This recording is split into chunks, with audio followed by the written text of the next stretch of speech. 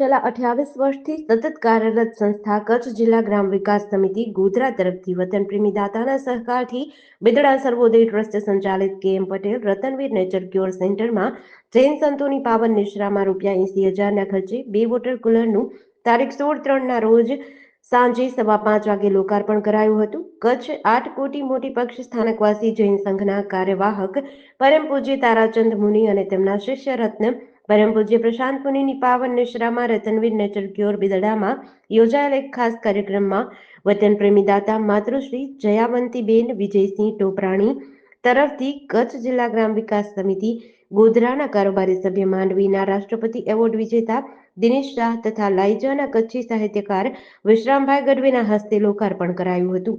આ પ્રસંગે પરમ પૂજ્ય તારાચંદ મુનિ મહારાજ સાહેબે સંસ્થાની સેવાકીય પ્રવૃત્તિઓની સરાહના કરી હતી. દિનેશભાઈ શાહ અને વિશ્રામભાઈ ગઢવીએ એક પ્રાસંગિક પ્રવચનમાં જણાવ્યું કે કચ્છ જિલ્લા ગ્રામ વિકાસ સમિતિ ગોધરાના પ્રમુખ અરવિંદભાઈ જોશીએ છેલ્લા 28 વર્ષમાં કચ્છ માટે કરોડો રૂપિયાનું દાન મેળવી લોકોને ઉપયોગી થયા છે. બિદડા સર્વોદય ટ્રસ્ટ સાથે 50 વર્ષથી તેમનો નાતો છે.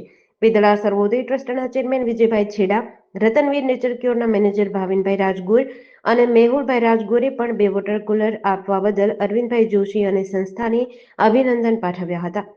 જેડીસી ન્યૂઝ સાથે રમેશ ભાનુશાલી, નલિયા.